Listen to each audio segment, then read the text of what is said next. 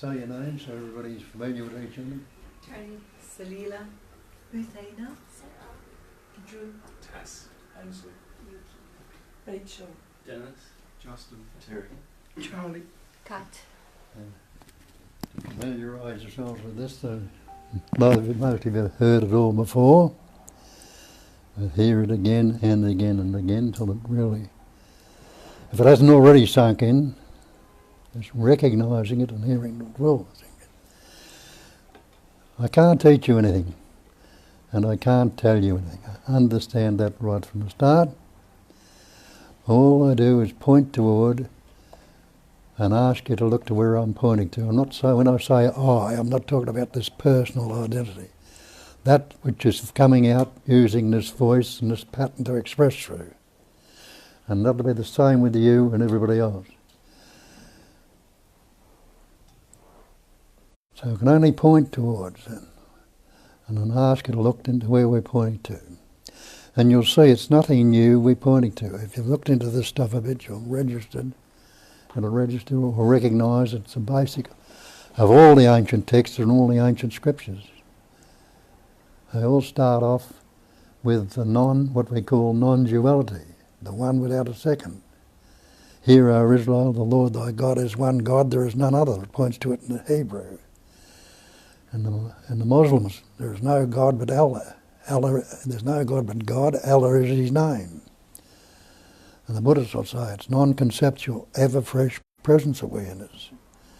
The Advaitins say it's non-duality. It's Sat Chit Ananda, existence, consciousness, bliss. Anyone who is not existing right now, anyone who's not conscious or aware right now, anyone who's not happy to be. This is the simplicity of it. It's simply that soul. Not S-O-U-L, which we take to believe. Nobody's ever found a soul yet. They've cut many bodies open and never found anything they can call a soul, or what you might believe to be as a soul. S-O-L-E. The one, the non-dual one without a second. That is all there is. And you cannot be anything other than that. And the Mahavakya, or the great mantra, the great label is, I am that.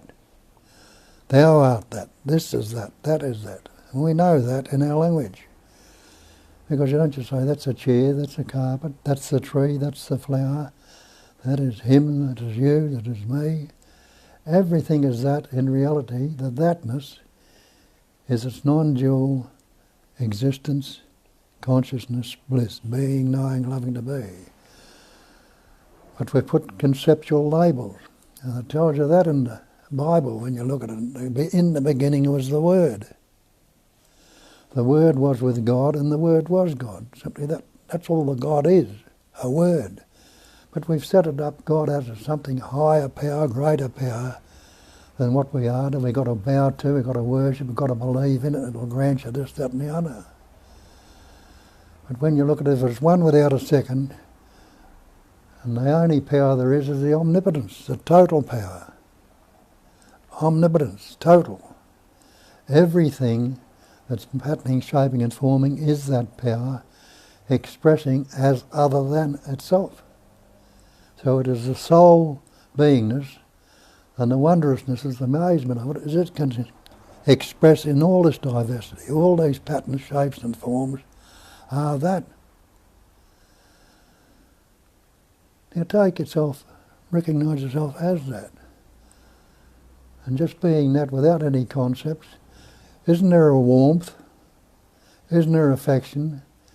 Isn't there that love of being? And the pattern, shapes and forms that appear in it? Instead of diversifying and differentiating, and I like this one, I don't like that, you'll see the wondrousness of all the way pattern, shapes and forms.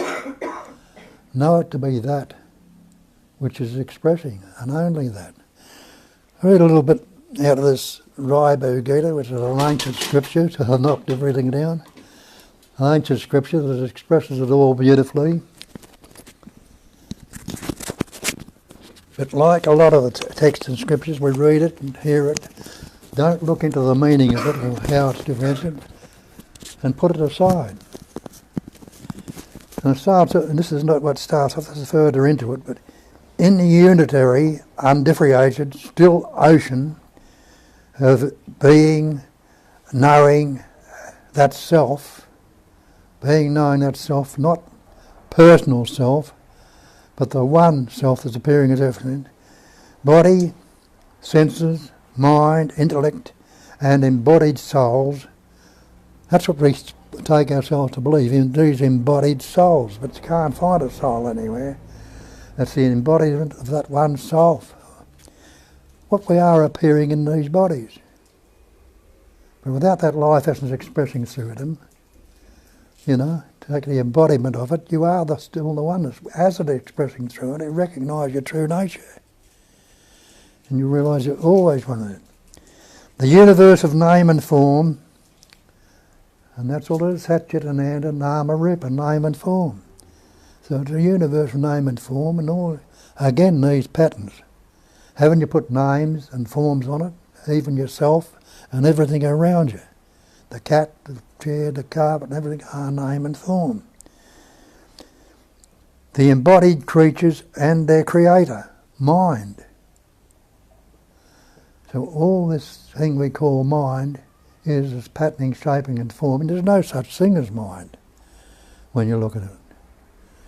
But this apparent thing we call mind, the vibrating intelligence energy, what you call mind, all these, that is the seeming creator of these pattern shapes and forms. And when you look at it, there's no creator. We call God the creator. But there is no creator. Nothing's ever been created. Because there's no creator, there's no creation. It's all pattern shapes and forms which have no substance or any independence. They come and they go.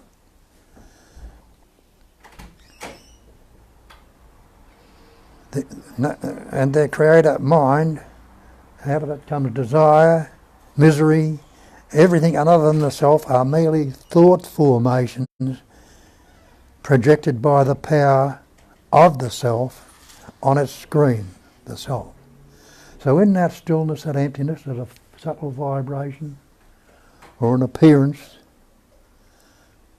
that vibrates into pattern shapes and forms, which this wondrous way that pattern shapes and forms, we appear to be real, appear to be all these different labels and things we put name and form on. Come in, find a seat somewhere. There's a seat here.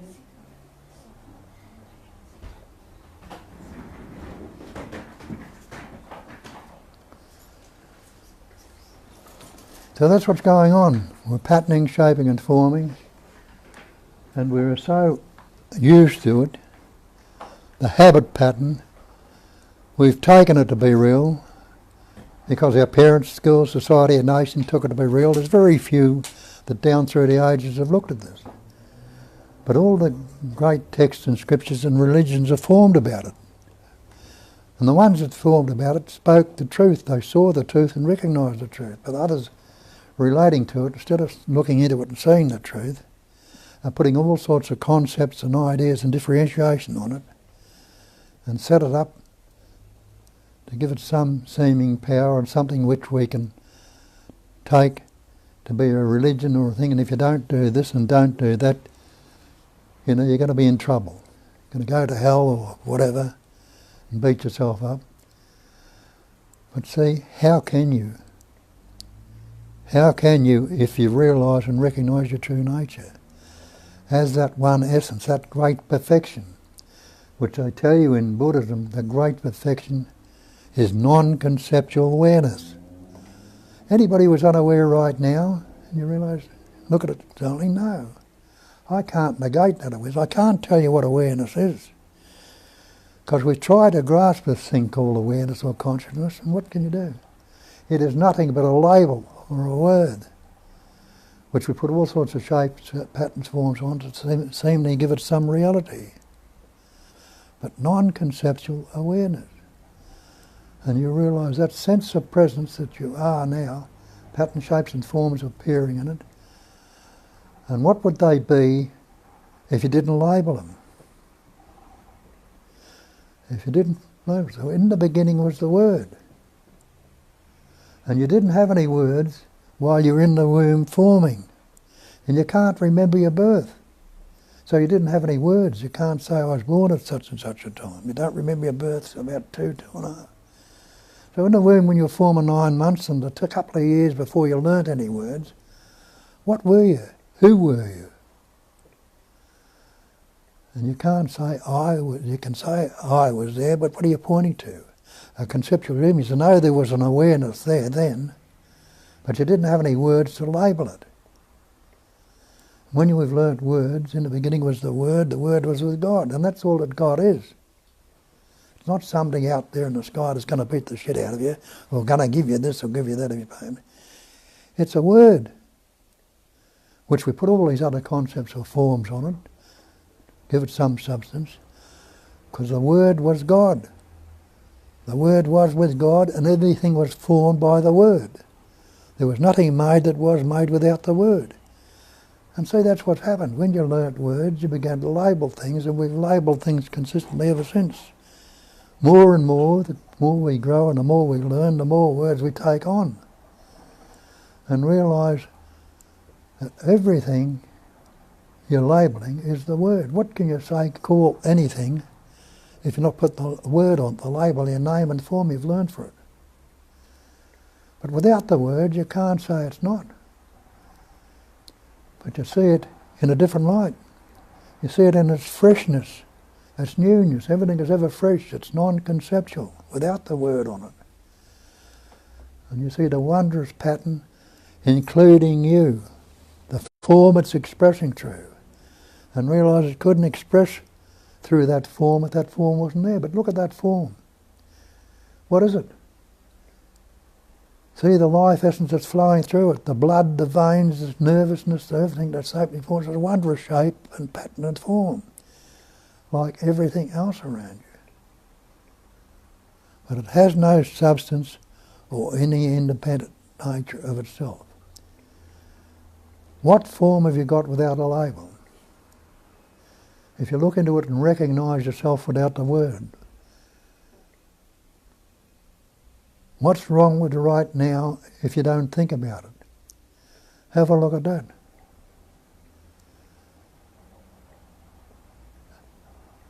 And to doing that, you must say, what can I say that's wrong with right now? And naturally, to have a look at that, a thought will pause. Thinking will stop for a moment. And what can you do without the thought? You'll recognise that without the thought, without the word, I haven't fallen apart. I haven't disappeared. It's not the end of me. I'm still functioning. Heart's still beating. That's life.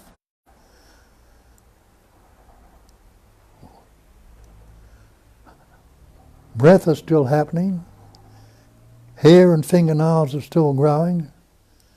Functioning still happening at all. Thoughts are appearing and disappearing. Life is going on without the word. And the word is not the thing. Have a look at that and see what power has a word got. Take the word water. Can you drink the word? Can you wash in the word? Can you swim in the word? You realise you can't. It's just the label we put on H2O. We call it water. Does the word fire burn your mouth? You realise it doesn't heat yourself with the word. You can't heat yourself. You can't cook with the word. You can't do anything with the word fire. It's just a label. So again, we've got this label we've taken to be I or me, and you put all sorts of concepts on it. I'm a good fella, I'm not so good, I'm happy, I'm unhappy, I'm depressed, I had a bad childhood. All these conceptual images which are based on past events and experiences and expressions that have come up. Dead images now. The word you had about yourself last week, last year, is not the word you've got about yourself now. Dead images. The images are fresh and new. Because this manifestation, as they tell you, is transient. It's constantly changing. It's ever fresh patterns, shapes and forms appearing on that stillness, on the emptiness. The Buddhists call it a cognizing emptiness, pointing out it's an emptiness suffused with that innate intelligence. And that's all patterning, shaping, forming is, what we call intelligence energy. It's the label you put on it, the activity of knowing. Intelligence is knowing, another type of knowing. Anyone who is not knowing right now. And isn't that knowing an activity? It's not still. Because you're perceiving this, thinking that, and conceptually moving. So the conceptual appearances, pattern, shapes and forms, as they say, are like ripples on the ocean. Ripples are tiny ripples for a start off. They form into waves, and they form into all sorts of things. But they are just subtle vibrations on the stillness of being. And that is stillness what we've done. We've formed concepts and ideas which we take ourselves to be real. And we suffer accordingly. Now, as I say, I can't tell you anything, can't do anything. You've got to recognise this for yourself. And you might recognise it straight away, you might gel with it, or you might need to come back and hear it again and again, but something attracts you to come here. Why? You've read something or heard something, and it brings you to where it's recognised. You hear it and you resonate with it. There's a resonation with it, a recognising of it. And that resonation tells you, come back to where it's being recognised. And it's not coming back or going forward, but a natural opening to where that resonation is. And that resonation will start to grow. It won't grow, but what happens, the conceptualizing entities we put on it will start to recede because the energy of belief can no longer go into them. When you see yourself, you're not this believed in entity you've taken yourself to be. You can't believe in something anymore. How's it going to affect you? It won't. Though it'll come up as a habit pattern for a while, in the continued recognition with it, you see it's got no power. There's no mind power, thought power, will power or one power. It's still that one power that it's always and ever been, that one power. Instead of being divided into several seeming powers, it goes back to totality. And the more that's recognised, using the analogy of the clouds in the sky, the clouds seemingly obscure the sun. But what happens when the clouds are seen through and they start to disperse? Isn't there more clarity? Isn't the sun brighter? Isn't there that light of knowingness within you being something that will get more clear and less clarity, not bound by the conceptual images we have on ourselves? And that's what's seemingly needed to be recognised. And the old scriptural saying is, abide as that. Here it is again. The basic script, whatever they call it, I can't think of the words, functioning. I am that. That is what I am. And they tell you, don't abide as this conceptual thinking that you're this perfect. And abide as that which is no thing but cannot be negated. Have a look at that. Can you say, I am not? Yes, you can say it, but what have you negated? All you've negated is some of the concepts you might have had. Have you stopped living? Have you stopped breathing? Has your heart stopped beating if you're negating I am that? So it leaves a pure I amness. And that I amness, that's what Nisargadatta tells you. Stay with the I amness. Not staying with the thought, I am, because that's just a conceptual image. But what does that I am represent? Doesn't it represent that sense of presence? The beingness that you are, the knowing that you are? What are you basically sitting there? What do you know? You know I am. Without putting any concepts, I'm this body, I am this mind, I am this person, I am this unhappy or sad person. Just stay with that I amness, the sense of presence. And it's not the sense of the past or the future. It's the sense of this immediacy, this actuality that's going on right now, where things are expressing and unfolding. It's take all your conceptual images off, which you've related to in the past, which are now dead, the boundaries and limitations you put on it, what you are, as it says here, you are that undifferentiated still ocean of existence, beingness, body, senses, mind, intellect, body, soul, and bodies are nothing but evanescent ripples, not apart from that soul self. The self that you are is the soul, S-O-L-E, not S-O-U-L. It's the one self in this room. There are not many selves, not only in this room, but out there too in the universe. It is the soul, evanescence, patterns, it's expressing as everything. And you can't get away from that. That is what you are. That is always what you've always been and always will be.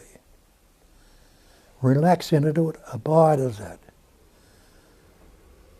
And recognise you are not this body. How will you abide as that? Recognise that you are that. Are you this believed in entity? Are you this body-mind?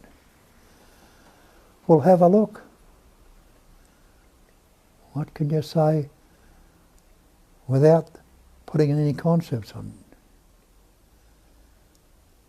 What happens in this immediately? Anybody who's unaware right now? No, you recognise it in anybody who's not seeing right now. Anybody who's not hearing that right now? No, you'll say, I'm seeing, I'm hearing, I'm tasting, touching, smelling.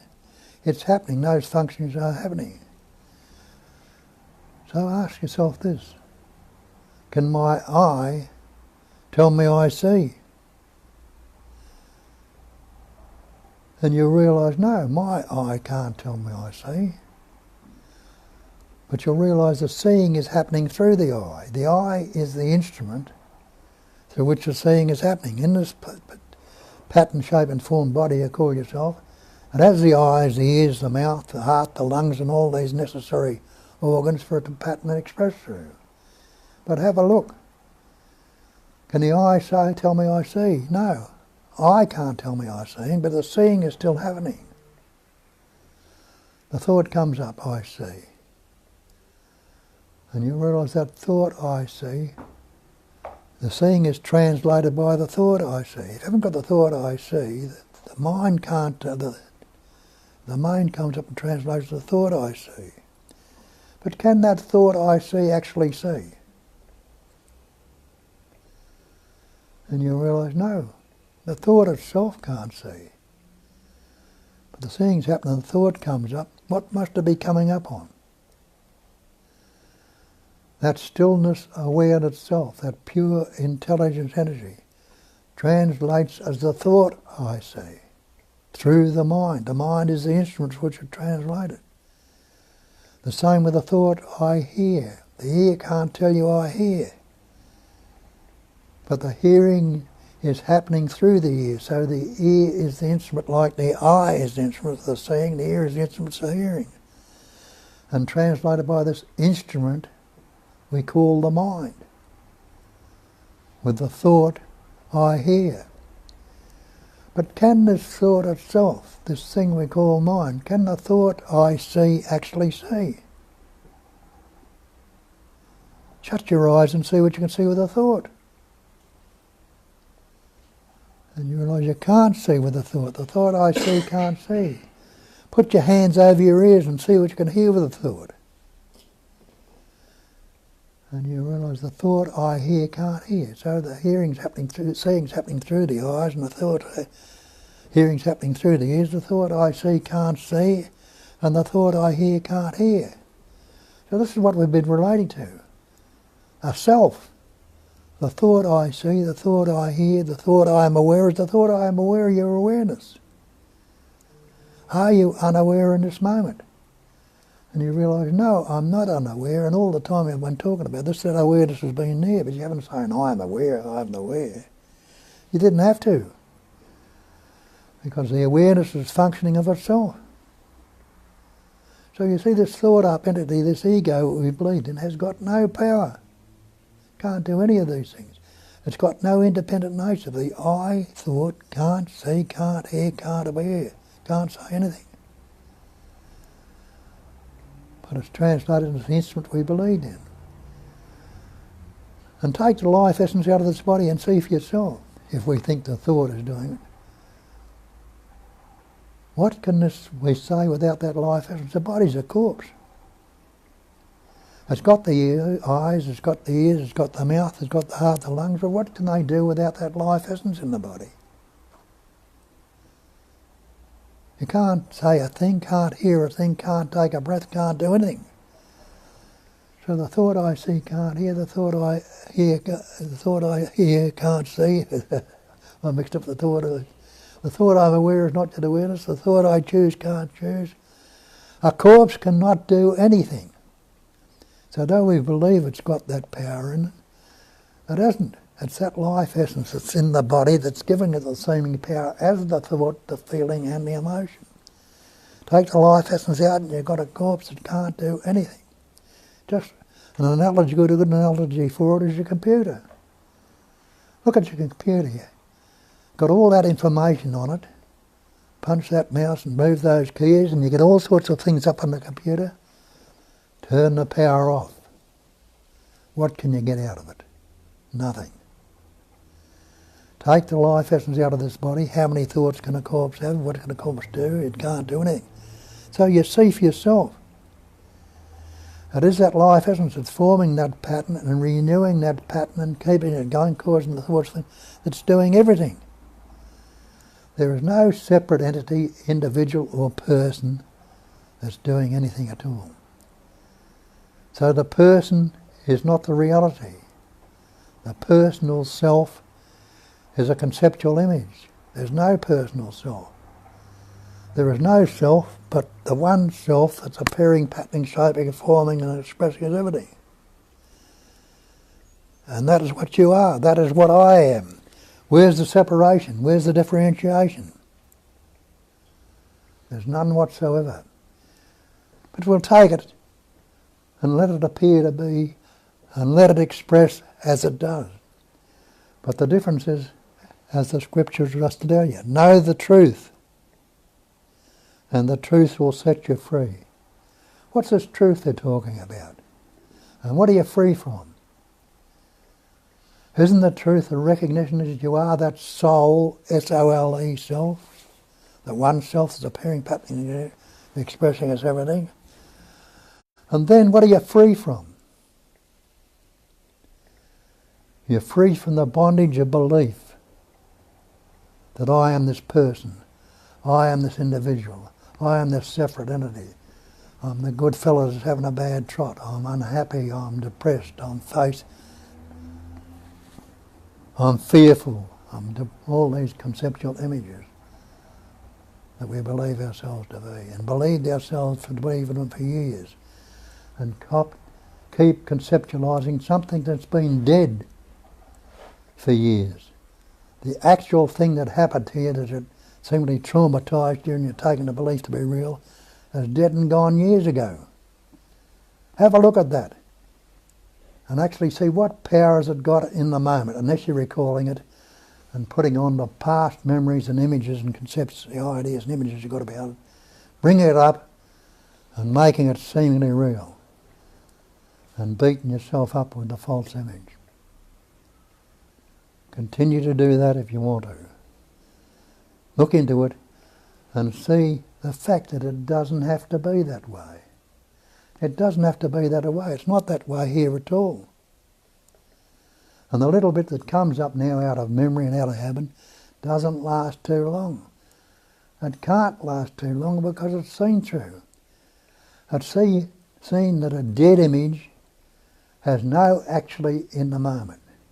The images that are forming are ever fresh, non-conceptual, ever fresh, presence awareness. Negate that presence, the pre-sense that's happening right now, if you can. And you can't negate it. It is the actuality. That's why you can't negate it. And it is the fresh and newness until we put an old label on it. But leave it in its freshness and newness and see what happens from that.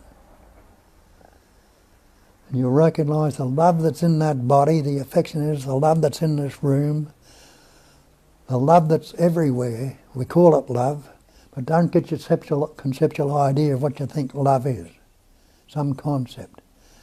No, it's that affectionate awareness of being. You can put it as the word affection or being, but it's a gladness. Not the sadness, call it the gladness. Or, as in Saga, but there's nothing wrong anymore. Nothing wrong at all in that sense of presence, in that freshness of it. And in that sense of presence, the clarity of the sun, or the essence, the pure intelligent energy that's within you, will shine forth in its sole and wondrous existence. And it'll grow and ever become fresh and clear.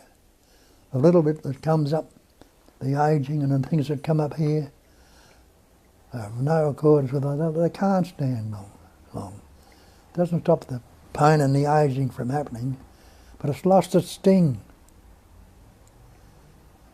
It can't be believed anymore. That's what we point to and ask you to look at. Now, you got any questions or doubts, don't hesitate to bring them up. Because you've got a taste of this, and you've warmed towards it, and there's something, there's still doubts or projections or concepts you've got that are still there. Bring them up. Let's question them. Let's have a look at them. Let's see if they're real or not. And what we point to is have a look at your beliefs. Question your beliefs. Because to take your dictionary definition of belief, it's an unquestioned acceptance of something in the absence of reason. An acceptance of an alleged fact without positive knowledge or proof. You take this belief, you are this person, your parents, your school, society, everybody. It's an alleged fact. Have a look and see if it's real. Have a look at a lot of the other facts we've taken on in this conceptual idea. Investigate and see if they're real. And in the investigation, they'll fall apart because the reality, the investigation cannot stand up. The false cannot stand up to the reality. And it's seen and recognised in its falseness, and it becomes the truth. The recognition behind it all is the truth. And that scripture will become as truth. Know the truth, and the truth will set you free. I can only rave on about it and ask you to look at it for yourself. But question it and get into it. Some of you recognise it here. Well, you can pass this on to others and you recognise, and you might see it a different pattern, shape or form, which can come up in all its variety and express in its different pattern, shape. Don't be fearful of it and don't doubt what other people will think. As it's coming up and expressing, make it your own. Make it your reality. Express and live as that. Abide as that, as it says. So away you go.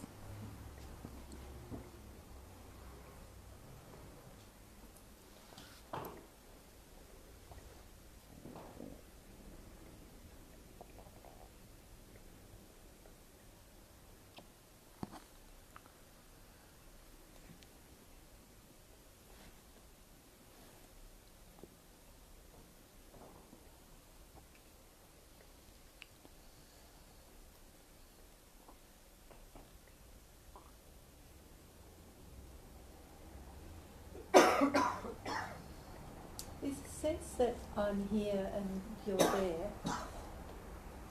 is that sense out of habit? Is there any reality? Is that just something expressing on top of the mind or on the surface in the mind? When you say what is here, Bethuna, what do you say that is? This body. Yeah, well, and something go prior to the body and what's inside. Go prior to that body and what's inside, just say the fact of the here-ness, there's a sense of presence there. Yes. What's this? Is that outside of that presence? that body is inside that presence. Yeah, same presence is there. Yeah. So you can't separate it really, can you? It's all. So in it's still that presence. just a sense of presence, here-ness, or beingness. You can't separate or divide the beingness.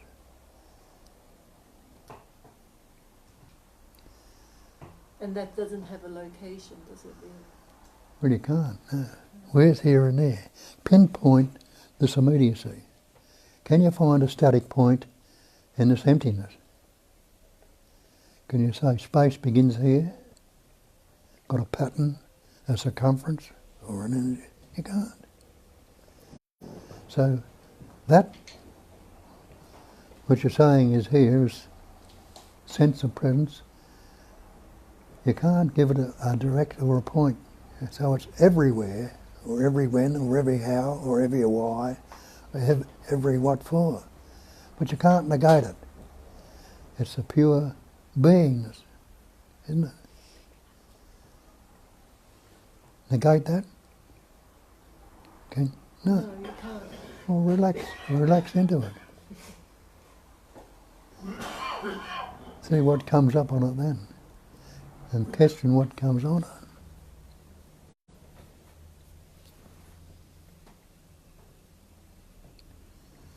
When you said name, we put name on top of things, Yeah. there's a level that we put name on, and then there's a level that when you said take the name away, what are you left with? I was looking at that piece of furniture when you said that, and it didn't change its form, but something about knowing it changed. Yeah. My relationship to it wasn't separate. Good. I wasn't separate to it. So it's just the knowing. It was the knowing. Yeah. So take the labels off, or the levels. What levels are there? Take the levels off? Yeah. It just keeps going into it. Yeah, just seemingly it'll continue to seem to be happening. But you know the truth. Like I'm going to say, taking levels off, giving it some substance and independent nature, means you're not going to trip over the chair or fall out of it. You'll see it as it is, but you won't be separating or dividing it. You look around the room and see everything as it is. You won't be separate and saying, that's Bill and he's an idiot, or this is someone else and I don't like them. Yeah, There's a pattern, shape and form there. yeah. And what's it appearing to? It's appearing in this cognising emptiness. And isn't that amazing? Yeah. It is. Isn't there a warmth there to recognise how the hell can that be? That is, I can't deny it. And I can't take it away from that affectionate awareness of beingness. If I like to look in the old patterns, he's an arsehole, he's this, he's that, and I don't like it, I don't like it. And it's happening to me, poor me, they've all remembered. While I took that attitude, I bound myself up into a conceptual image. If I haven't got that attitude, I would have expanded into the openness.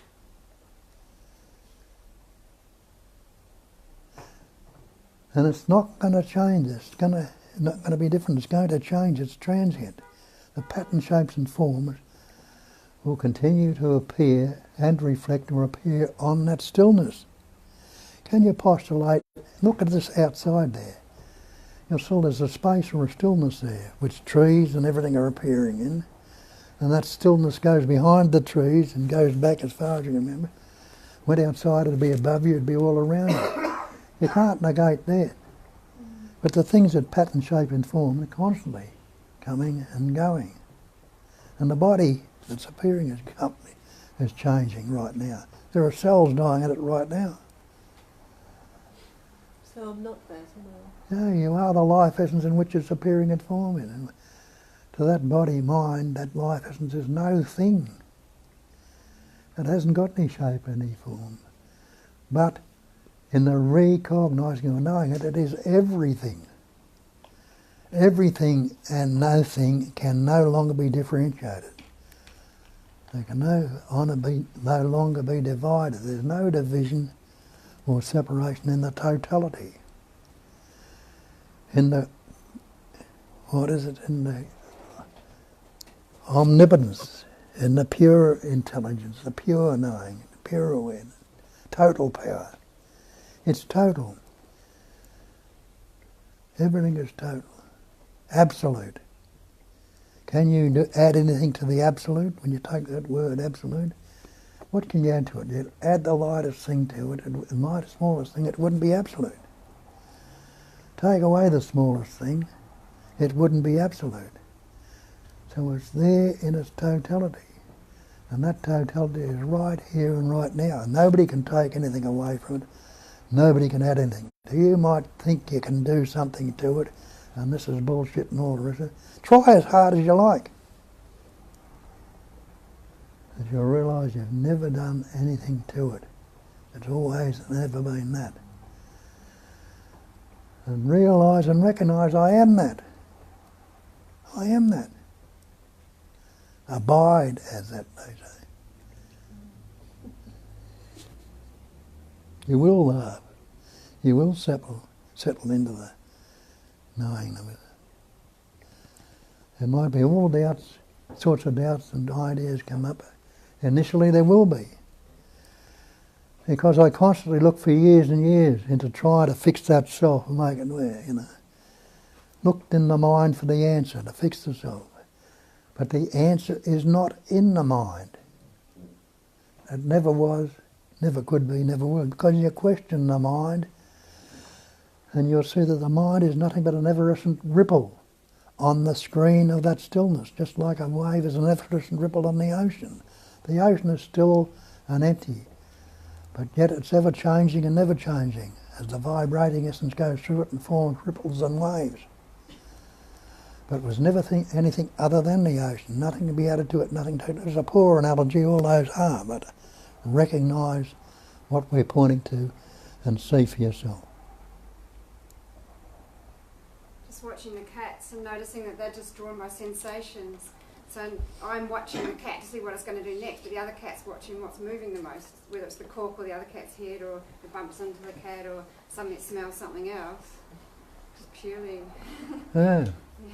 So you're going to divide it into the cat and you? Well, I don't really care about that. Actually, when you said the word expanded, then I just felt quite expanded about it all. It's just triggers and reactions or responses.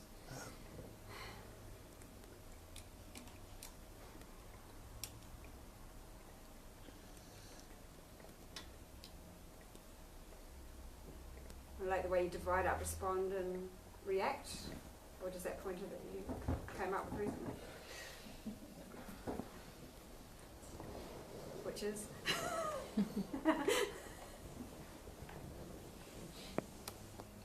He's saying, you know how you were saying with the pointer respond versus react? Yeah. That's quite useful. Did you want to elaborate on it? Yeah. Why, Roddy? Natural reaction or response will come up. Yeah. Sometimes it's got And that's the way life is going. Isn't the natural response right now going on? Did you take that breath you just took? What did you have to do about it? Did you think about it? Did you think about your heart expanding and contracting right now? You didn't. It's happening. And you don't think about it because you know it's spontaneous and natural and effortless. But see how much power that mind has got. Breathe out. Hold your breath for as long as you can. Tell yourself with all your mind power and mental thought, I'm not going to take another breath. Tell me when you can no longer hold it.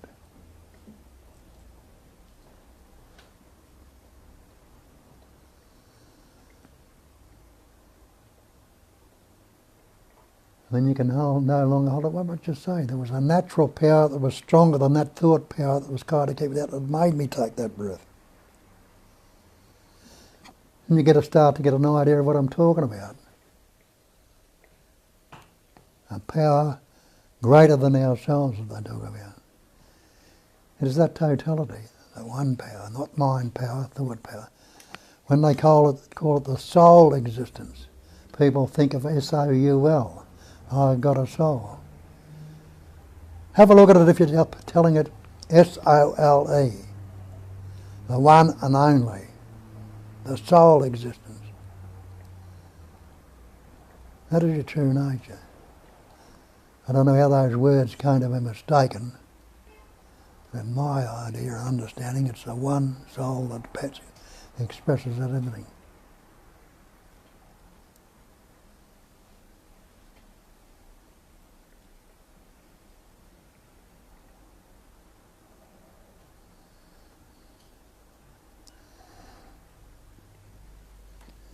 Look at the energy that's expressing through that body. Got the shakes, the Parkinson's in the hand. We call it Parkinson's.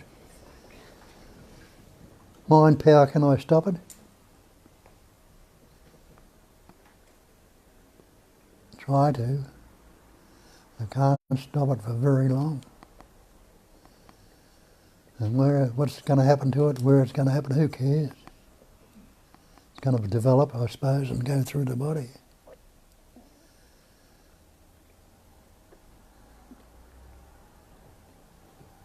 A power greater than ourselves. One of the steps in the 12-step program, came to believe in a power greater than ourselves that can restore us to sanity. That's a deflationary step of the ego. Me needs to be restored to vanity. Me who can believe in a power greater than ourselves. But it was recognised that there is this one power that's greater than the Bob, the idea of Bob, the pattern energy, ever was or ever could be. And it's that one power that's causing the wind to move those trees out there outside. It's the one power that's causing the earth to roll around the sun, tides to come in and out. It's breathing you, it's beating your heart, it's growing your hair in your fingernail. Take delivery and recognition that you are that.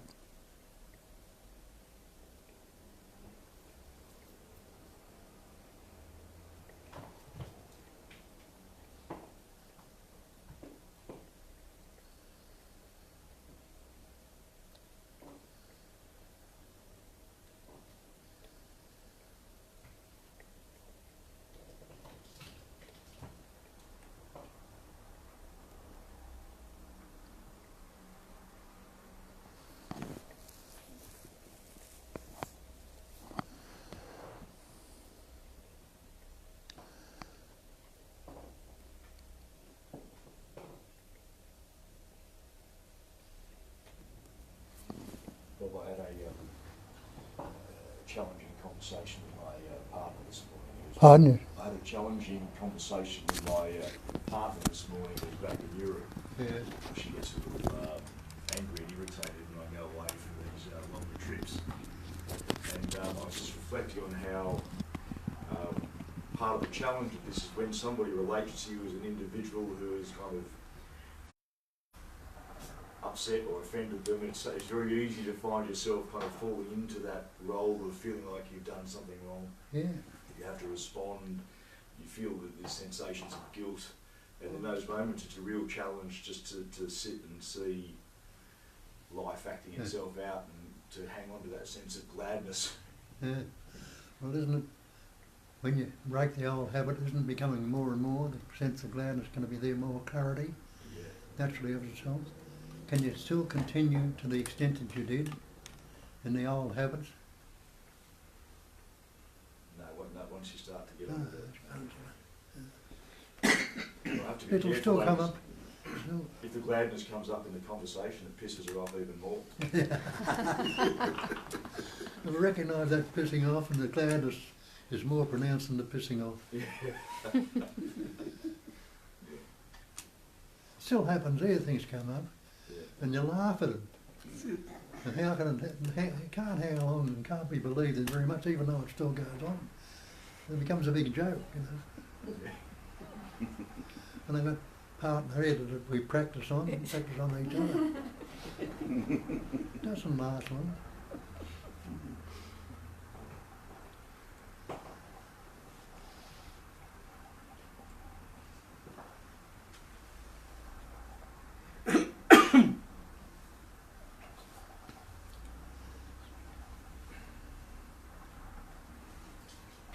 There's a joy and joyousness in that non-conceptual, ever fresh presence of awareness, a natural sense of well-being is inside that. Nothing wrong. being well. Put it the other way, well-being or being well. Anyone who's not well right now, like I say, there might be a sense of sickness or unhappiness in the body. What's it appearing like? Would it appear without that stillness and background? Well, focus more into the background which is appearing like.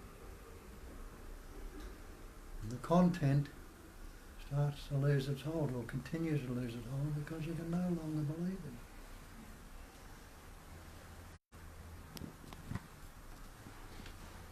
And the knowing is that this pattern's not going to be around forever.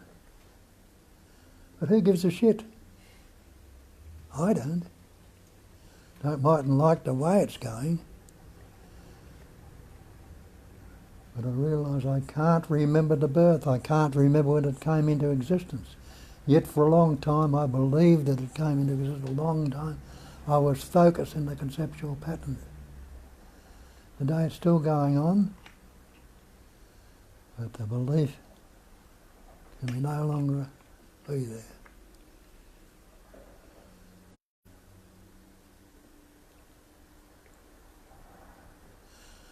Come on. Some of you know it. Let it out. It is the one playing as many, isn't it? It is the one playing as many. Yes, like exactly. the ocean. Exactly. You know, the ocean is one, yet again, many waves, many ripples, Yeah. many movements. Yeah. And when you go deep down in it, it's all one love, one unity. And not emotional love, but, you know, unity of love. It's like the tree in the ground, the carbon in the building. And you are that. Absolutely. You identify as that. Absolutely. Not. So there again, you see, it's not just this. And you can't say it just mentally. You Ah. have to basically grasp it and self-realize it, so to speak.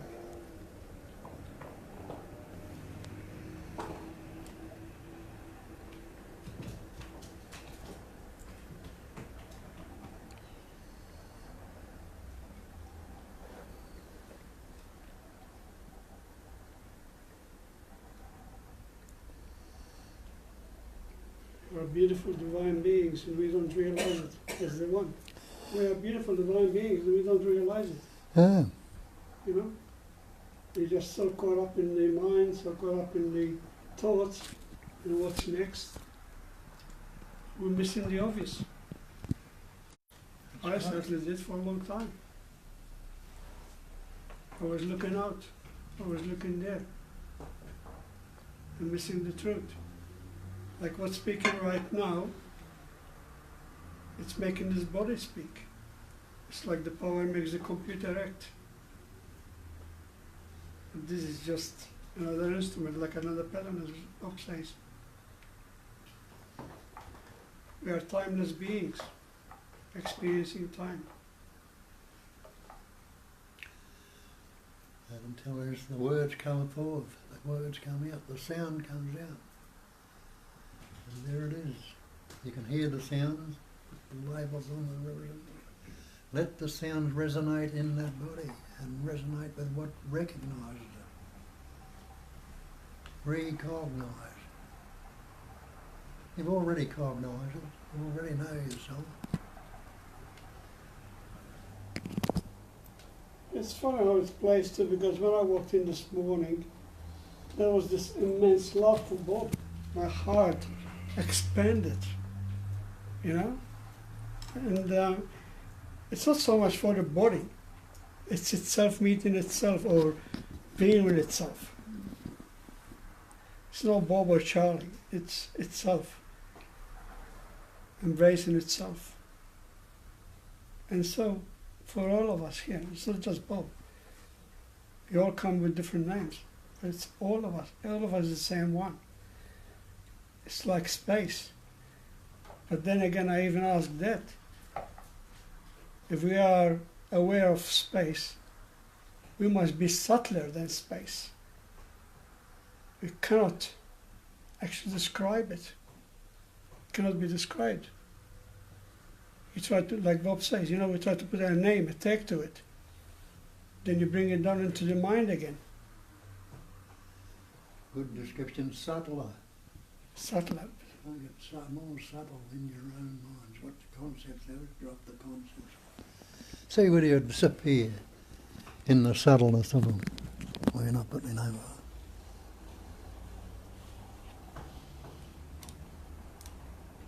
Took a step further with the cat thing. Was like, guess what we do is we look for this abstract game, and then the rules of the game, and the focus just goes to the game, whereas the cats are still doing sensations only. And then I was just sort of seeing that elsewhere, how some of the stuff in this head is it's the game of, like, you know, appeasing people so they don't kick me out in the cold or whatever it is, the game. And it's just the attention, it's all unity, but the attention is just on this game that the animals don't have. Realise it's the only game in town. According to the humans. To know all this, you know, is an idea, is a concept, you know, we hear you talk, we read about it and this and that, you know. It's fine, and even to believe it, it's fine too. I'm not saying it's not. But what is it so hard to experience it? Well, what are you experiencing right now? I know. Hmm? What you're seeing, what you're hearing, it's pure experiencing going on right now. Right. So when you're not dividing it into an experiencer, think I'm experiencing it, and the experience, you're not separating the two. What are you? You are that pure experiencing, the life itself. When you say, I am the way, like Christ did, I am the truth, I am the life, not talking about himself, talking about that sense of presence. You're not separating yourself into I as a me and that. It's the one essence of patterning, shaping, forming, and expressing or experiencing as everything. So you must be that, experiencing. The experiences is going on in that pattern now, any different experiences going on in there. The conceptualising, it might be different. The actual livingness is the same in everyone in this room and everything. You are that life. If it's hard to experience it, it means that there is an idea about how the experience should look. It means that this experience, current experience, has been judged by the mind as not this. Like, I am not experiencing it just yet. I'll experience it later when it will become easier. But the truth of it is that everyone is aware of the being. And awareness of the being is the experience. This is it. But because we're so familiar with it, it doesn't feel like anything special. Like, come on, is that the great enlightenment? So we take it for granted, Bullshit. you're saying we take it for granted, basically. Yeah, we basically, just like we can't see the space because it's too close to our eyes. We completely discard it and we focus on objects. So now we are talking about the great enlightenment or the realization of the true nature of thing to be an emptiness, and that very emptiness expresses as the sense of presence, gives itself a body, gives itself the eyes to look. And that very sense of presence is all there is because everything has the being. So it sounds for the mind like something, come on, it can't be it. It can't be space that I can't see. It has to be grander, lighter, bigger, greater, more blissful, more ecstatic. It can't be just pre-sense because it's nothing. It feels like nothing. And the art of staying with that nothing brings the experience to the level of ecstasy occasionally, but it doesn't really matter because the ecstasy is coming and going. It's bullshit. It's just another way it expresses. But what is expressing is that nothing. And everybody is experiencing that nothing, which is a base for the sense of presence, all the time. It's just that this is not interesting. So we focus on experiences that will be more prominent or more pleasurable. And we say, no, I'm not experiencing it right now. I want to experience it. But what I want to experience is not this. Because I know that this is not. How do you know this is not? It actually is that. The problem with when someone says, I can't experience or it's hard to experience, it means there is a very subtle layer of expectation of how the experience should look. And the idea that, because current experience doesn't match that subtle expectation, And I'm speaking from experience because for most of my life I had an idea that nirvana or great enlightenment is a continuous bliss. And of course I didn't experience continuous bliss. And I still don't experience continuous bliss. But I don't have that idea anymore. So the experience of being is there 24/7. Sometimes I'm unaware of it because the computer is switched off for the sleep. But the being is there. And staying with that being, with that nothing, with that boring sense of nothing's going on, is the gateway. That's why we say mind can't grasp it. Because mind always wants the activity, always something interesting, some distraction, and some pleasure, and some insights, some wisdom or whatever. Anything that is not constant, that is coming and going, a great surge of love, a great surge of connection. That's all coming and going. That's all content. And they're beautiful. Just like sadness or anything else. Everything is a beautiful way it expresses. But we are getting back to what is that expressing? What is that life that is pumping blood through the veins? And this one cannot be experienced because this is the experiencer or experiencing. Okay, then it'd be right to say that we're just expecting a big transformation to happen. Yes, totally. Yeah. And if it doesn't happen, we say, well, that's not it. Yeah. Because we're looking for that. Exactly. You know. And the one, the I, who is expecting to get transformed into the enlightened being, is never, ever, ever going to be transformed. We because overlook what we should look. this I is a Santa Claus, is a phantom. This I is going to collapse. Then who is there to be transformed? Yes, exactly. And as Charlie and Kat mentioned, subtle. Instead of looking for the big, outrageous blast of ecstasy, go into the subtleness of it, into the subtlety, and see what's very, very subtle, which is no thing to the mind, but you can't negate.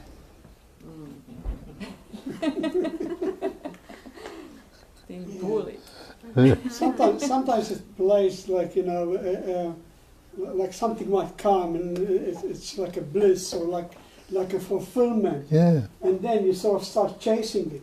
It gives you the idea, oh, maybe that's it. So you start chasing, looking for it, I say that, you stay as the awareness of it. Don't get caught in it. Otherwise you'll be chasing all your life. You are it, If you are not there to experience the comings and goings, the comings and goings cannot be. So, I know exactly what you're saying. This happens to me, and I know a lot of them do too. You get those experiences that come and go, and some of them, you're in a pure bliss, Yes. for whatever lasts. But you are oblivious all the time. Right. Now, what happens to the ones that it does happen, that they see the actual fall of the self, and all of a sudden they see, well, according to what they say, different. Now, apparently, that what they say is also that state that they actually experience there and then, it stays with them all the way through. Now, I was speaking for myself, so in my case, I don't have that all the way through. I have on and off, on and off, on and off. So what is the difference? Why is there such a person, or like some of them will experience right through, it stays always the same, and some of us doesn't? What is it? Who's differentiated? When you have a look and see who's different. If you're not relating to the idea of itself, it's differentiated. If you're not, the on and off is just different ways it vibrates into pattern, shape and form. So you're not calling it on and off, you can just leave it as it is. Okay. Yeah. But you're relating, subtly relating it to a me again when it becomes on and off. Who too? So it's just ourselves switching on and off. Yes. So is it correct to say, now this is what I heard, actually, I don't know if anyone seen it on YouTube, I was watching last night, Alan Watts, I don't know if you've heard of him. Yeah. He was saying, I heard it for the first time last night, that he said that we actually choose if we want to be awakened or not, ourselves. Is that the case? Who's the we that can be choosing? Well, See, who's the choice maker? Yeah, It's got to be me. Yeah. The idea of me is a conceptual image. that's right. So choices will be made. You know, the difference is choices will be made, but when you're related to a choice maker, an ego, yeah, not true. It's not related to that, it's just what's happening. yeah. Differentiation will happen in this manifestation. Wind will be blowing 1 minute and it might be calm the next. Yeah, because I heard that. No one last out time. there making a choice. Yeah. And That makes also, sense. all the ideas about coming and going, about things that are, coming to me, or I'm experiencing it, or I've seen the fall of the identity, because that was my experience. I actually seen what the conceptual image was made of thought, and then suddenly I've seen it's the not belief there dying out of it. But now, what is the experience right now? Am I relating to the memory and dragging that memory there in my head as a thought to say that it's there all the time? So what you're saying is, even though they have that, it Yeah. still goes back. So where we at, or what we Yeah. experience, same thing. It doesn't So- change. Exactly. So the only way that you can actually experience the aliveness and the freshness of the present is this moment. Yeah. And whether the moment prior to it you were totally gone in the Yeah. thoughts, or moment next to it you will be gone, it doesn't matter. What matters is just this. It is really moment to moment You experience. just got to go with the flow of the continuous changes Yeah. as they come and go. Don't What? recognize. And they're not important No, changes. that's right. Don't recognise it as the me change. You know, and don't differentiate it. Yeah. If you're relating to some fixed idea. Yes. If you're not differentiating it, it's just as it is. As is means it's unaltered, unmodified, uncorrected. My greatest release was, when the so-called me, the personal was removed, so to speak, and the impersonal it always is. Okay, how did that happen? Just. You don't pay attention to your mind. You don't pay attention to your ideas of the me and the ego, and you just allow it to be. You just simply allow the existence to flow as existence instead of we're trying to control. It's Yeah. trying to make the sun gets up at 7:35 instead of 7:25. So you're trying to over control to satisfy our own individuality. Yeah. So remove the me, allow it as it is, whatever it is, and just being there. It just automatically happens. It's like reversing the glove, away from you to what is. And me is just another thought. Like there is a content of seeing, there are different objects in the space. The content of hearing, there are different sounds in the space. And the content of thinking, there are different thoughts in the head. And I is just another thought. It's just one more thought. Really the difference between Bob and you or anyone is one thought. Whether that thought is present on the screen of awareness or is not present. And occasionally he's got that thought present on the screen of awareness and he's flirting. The thoughts, there is no him. The thoughts are coming. Like yesterday he was laughing that we were actually mocking each other and joking from the ideas of being a non-affectionate victim of putting me in danger when he was riding the scooter in front of a car, and then we just had a laugh all day about it. But there was a moment in which the thought presented itself. Oh, it was cold. And that thought took the stage of life for a second. And then the recognition came about, oh, this is a thought. And then another thought came about and took the stage of life. But there was nobody there who says, this thought is good, this thought is bad. You weren't judging it. Yeah. So they all allowed, and this is the deepest love, I imagine, when Bob mentioned love. Love is when the preferences are totally gone. Everything that shows up is beloved. Everything. Even if your father is dying. Or there is a pain in the body, or you witness the body falling apart. And it's still allowed, and it's still accepting what is. On the deepest level is even appreciated. Yes. In a way, it's seen as a miracle, as a great beauty, because it's not real. It is essentially all made of nothing that form itself to atoms, vibrations, and it makes it holy. It makes it. And I think, probably I'll speak for myself. When you do have an experience, you do want to have everlasting, and it doesn't. Yeah. It doesn't ever last. And No then you- experience Yeah, lasts. and then you sort of wait for another one. Of course, when you're waiting, it doesn't happen. Yeah. And when you're not waiting, you just another one comes up. Yeah. But Nisargadatta says nothing perceivable or conceivable is it. That will be all content. Every experience, the most profound experience, will have beginning and an end. Yeah. We have to accept the unacceptable, Eckhart says. Yeah. Yeah, Nisargadatta says, have a courage to be as nothing. Yeah. With that That is courage. the utmost. This is the deepest. Nothing. Yes. Zero. Yes. And now what you're Just gonna cancel it, resist. the whole conditioned. Mm-hmm. Everything that occurs, Yeah. every single thing that occurs for you, Yeah. we take to be personal. Yeah, that's right. It's me either having an experience or now not having an experience. It's almost that me, isn't it? Yeah, and there's there's even the thinking of that. I'm now experiencing this. Yeah. Now I'm not experiencing Yeah. this. Okay, those thoughts. I'm now experiencing this, or those thoughts. I'm now not experiencing this. Are completely impersonal. They have absolutely Yeah. nothing to do with you. Yeah. They just arise. Yeah. You come and go. Yeah. So it's seeing that, just seeing that, and if you can be aware of Yeah. that, you can't be that. Yeah. If you can be aware of that, it's not possible for you to be that. And that includes any sort of desire, like the desire to wake up. I want to see it differently. I want to wake up. I want to understand or grasp. Those thoughts, they have emotional components. There is a longing to them. The physical is getting contracted because I don't want this, I want that. Yeah. Even this. I get stuck in that from time to time, I have to say. Oh, absolutely. I've been in that for Yeah. years. Yes, Total devotion to the desire of embracing that greatness Yes. of oneness.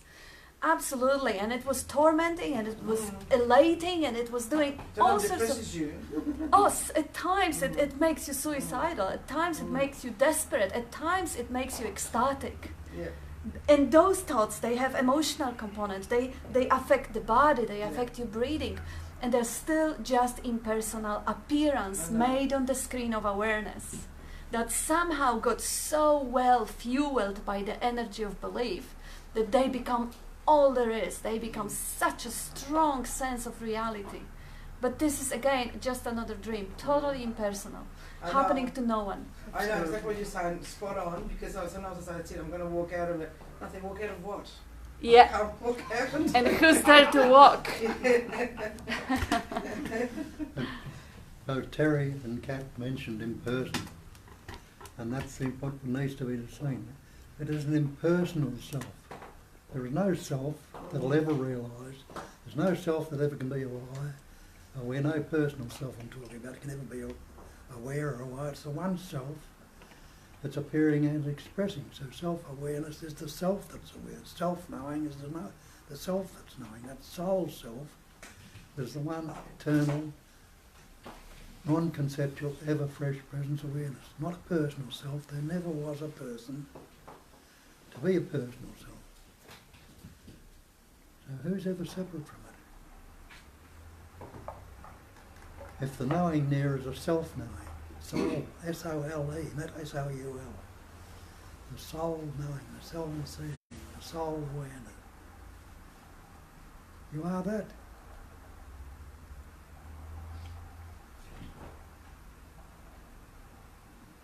If you had the capacity to be fully aware of whatever it was that might be going on in my head, if you had, like you have an awareness of what it is that comes and goes in your own mind, yeah? So if you had the capacity to somehow be aware of everything that was going on in my head, how long do you think you'd be interested in it for? Not long. Why not? There's nothing there for me. I mean, what I say for me is nothing there that would interest me. Yeah. That's interesting. Yeah. That's interesting. And you also need to be, you would need to be over there to be aware of what's happening here, wouldn't you? Yeah? So there's a subtler gap between you being aware of what it is that's going on in here, including the idea of a me, and the idea of a self that's either got this or hasn't got this, or it comes and goes and I'm still trying to get it. Why are you more interested in that than this, that what would be happening here? Why? Sometimes you just focus on the wrong thing. It's habit. Yeah. It's just habit. That's It's habit. It's exactly right. That's what we've always done. Yeah, that's exactly right. It's a condition that needs to be broken. That's considered personal. Yeah. That's considered personal. That- Yours yeah. is not considered personal. Yeah. That's right. Yeah. That's right. That's Attachment. right. That's me. That's my thoughts. That's right, but you need to... They're yours. Correct, but you would... they're not your thoughts. That's the I'm just difference. saying, that's Yeah. the way we look at it. Sure. All of them, because like you said, I consider this as being my Yeah. thoughts. So they're strong, then yours, well, they're his problem. Yeah, yeah. My problem. Yeah. But the key there is that if you can be aware of mine or you can be aware of yours, Same thing. how can you be it? You got to treat them the same, in other words. They're That's what totally you're saying. impersonal. Yeah. You know, the look, if I'm not choosing what it is that's going on in my head, how can I take ownership of it? Yeah. How? Of course it's impersonal. Very simple. Yeah, it just happens. And we take ownership of it. You know, that you were talking about before, and Kat touched on it, you know, that sense of presence or that sense of awareness, we're that all the time.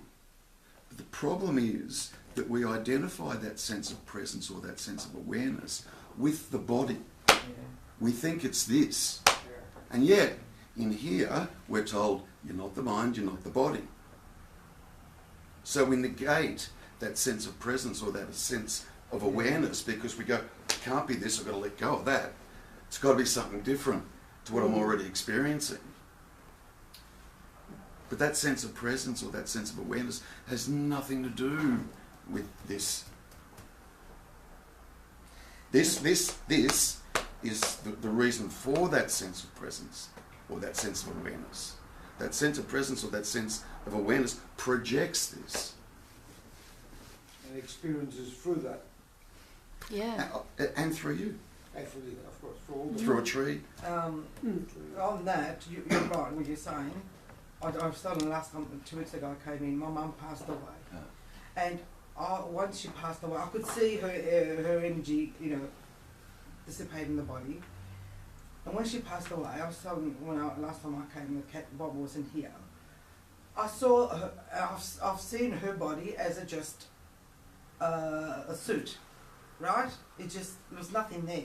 Without that consciousness, you know, it's nothing there. Life essence. Yeah.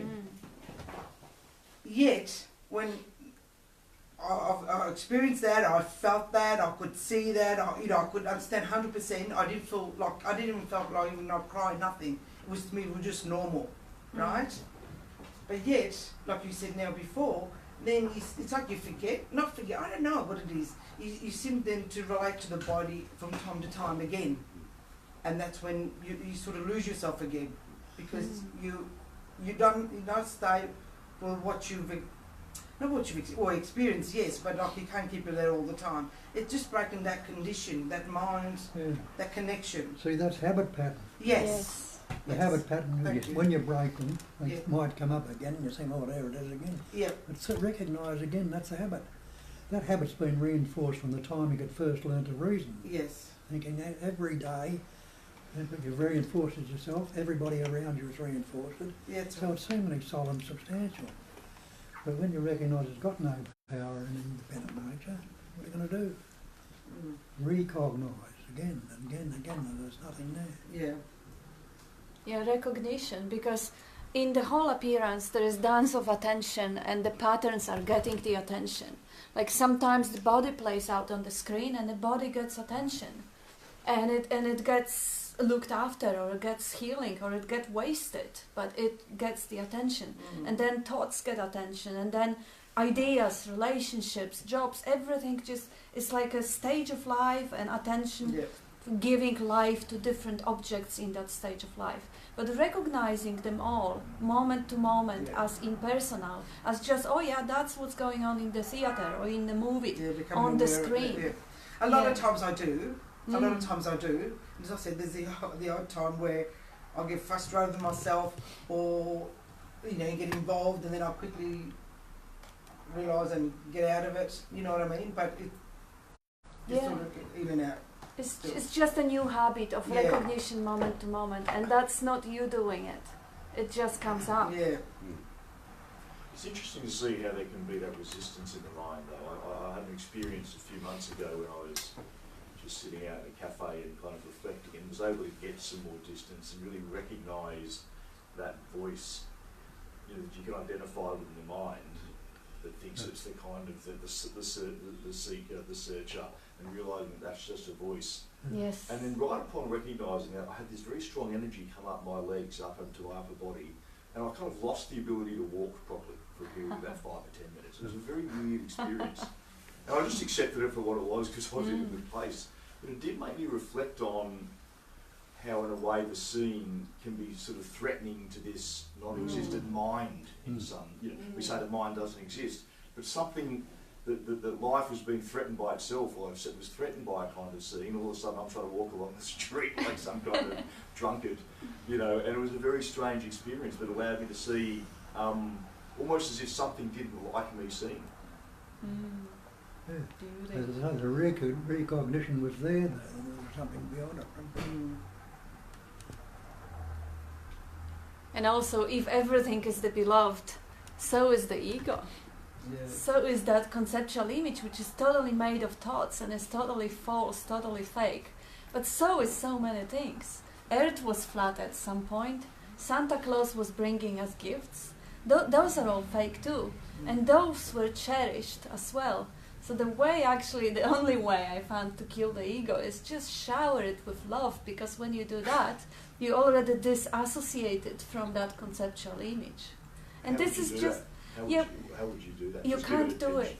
it. No, It just has to come up. It's just the accepting, really, isn't it? Yeah, Of whatever, this whatever is is in front of you. exactly whatever the way the life plays itself in this moment. It may play itself as the contraction, or as jealousy, or as any sort of an image or self-concern.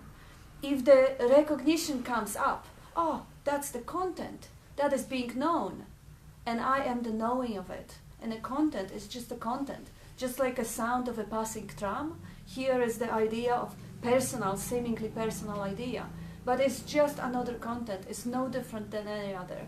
And then if it's recognized without the resistance, because if I say, oh, this is the ego, I've got to stab it.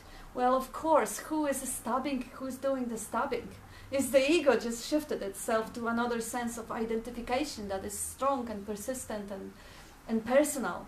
So the recognition, it really comes up. That's why Bob says it's actually seemingly helpful to expose yourself to that type of talks, because it creates certain frequency which can be resonated with. The resonance happens on the level of the heart.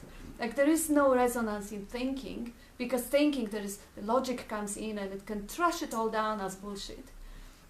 But the resonance comes from another place, and this resonance brings the moments of recognition, the moments of the pattern of thinking and associating with the body or with the thought breaking, and having that moments of being present with the senses, with hearing, seeing, tasting, touching, smelling, and being the knowing of the content of the senses and thinking.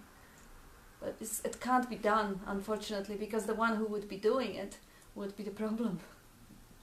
When there's no acceptance or rejection, no pleasure, no pain, no happiness, and everything is left as it is. And what is means unaltered, unmodified, uncorrected. What can alter it, modify it, or correct anything? Only another thought.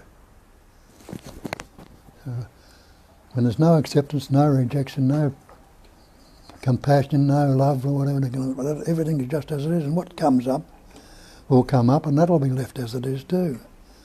And the experiencing will be pure experiencing, just as it is. And what is isness? Isness a part of the verb to be? It's beingness itself as is. Not as it was or will be, but just as it is, right here, right now, ever fresh as you are. Presence awareness. Negate that if you can. You can put all sorts of concepts that will seemingly block it. But that's what we've been doing all along, and it's conceptualising it, trying to grasp it with the mind. And you can never grasp it with the mind because there's no such thing as mind when you investigate. Mind is only what they say, an evanescent ripple on the screen. It's only a shadow picture on that screen, on that basic stillness and emptiness. What substance has a thought got? What power has it got? You realise a thought has got no substance whatsoever, no power. How long is a thought lasting? Have a look at your mind and see where yesterday's thoughts are now, or where the thoughts were half an hour ago. Is there anything static there that's lasting? You realise it's constantly changing. So you think this thing which we call mind is nothing but, as they say, evanescent ripples on the screen. Mind is just a movement of energy, a vibration of energy, like everything else in this manifestation. A vibrating pattern of energy. And this is the best and the most effective and the most beautiful advice. Because what can the individual do if individual is a fiction? It can't do nothing. So Bob says either leave it as it is. I mean, don't touch it. There is no you to touch it. But, if you got to do something, just full stop. Don't do anything. Because you are nothing. So how can you do anything? As a nothing, you just basically leave everything as it is. And that's actually the way to be about everything. Whatever comes up, strong emotions or resistance or whatever. If you are the nothing, the knowing of it, you don't have to do absolutely nothing about it. Yeah, I know. So that's what the individual or the ego can do. Just stop disturbing. Just do nothing. Pretend you don't exist. That's the best thing for the ego to do. Don't try to fix it. Don't try to correct it. Don't try to wake up. It's not going to work. Just pretend you're not there. One thing I found very easy, my early days especially, is just simply be in the now. Simply be in the now. I mean, when I walked in, at 20 to 10 this morning, whatever time it was, that can never be. I can think about it. I can subconsciously recall it, but that's gone.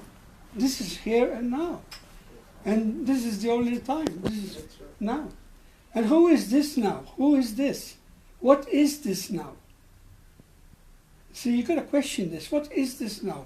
That never comes and never goes. It's a presence. Present, absolutely, yeah. But you cannot, you cannot describe it with words. You can only go so far with words, and they're going to be quiet. It doesn't do justice. It's gone.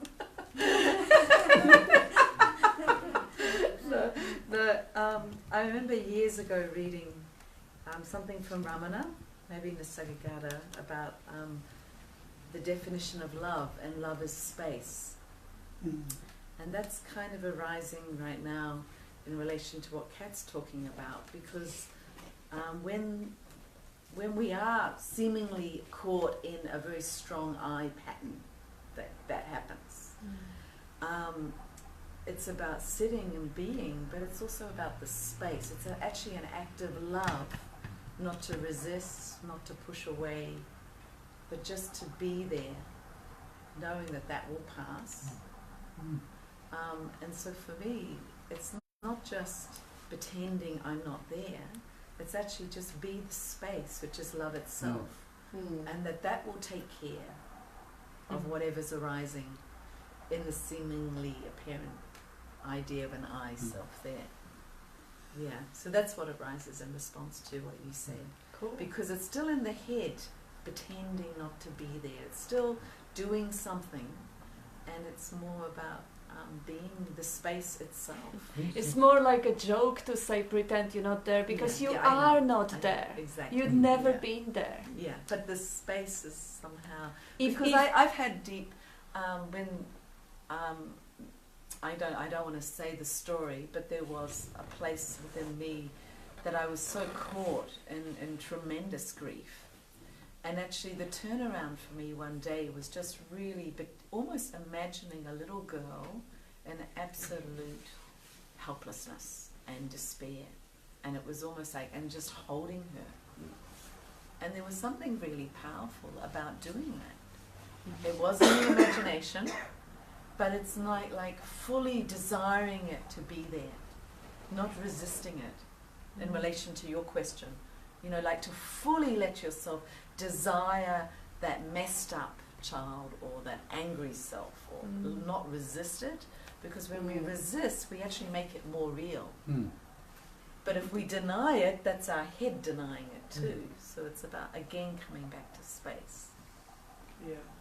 That's my... Yeah, if you can drop the idea of an Yeah. image and Yeah. return to your natural self Yeah. in a space, Yeah. you're not doing it anyway. But if it happens, cool. But it's so important to let that sobbing happen, or that just Well, you can't stop you know, it. you can't can't stop stop it, it. yeah. So Or it's not to resistance resist or that whatever or it judge is. that, but let that fully be there. That Leave place. it as it is, without trying to touch it or Exactly. change it. But there's no moment here we've said pretend to be anything. We Yeah. point out consistently, I'm not teaching you anything, I'm not telling you, Yeah. asking you to look at this and see for yourself. Any idea of pretense when you really investigate it will fall away. Yeah. Because you see the factual, the fact of your own being, which you can't negate. Sometimes the opposite of something comes up to counter something, as opposed to just not as opposed to leaving something. And you Sometimes might- that's what shifts it. Pretending to be an individual is such an old habit and such a faulty one. You might recognise I'm not speaking to anybody, I'm not speaking to anybody, I'm not speaking to any mind. I'm not speaking to that body, mind, anything. I'm speaking to that I am that I am. I am that sense of presence. Anybody there, that's the I am I'm speaking to. Take all the pretense and all the bullshit off, what are you? With that sense of I amness, aren't you present and aware, basically? Okay, time's caught up with us, thanks.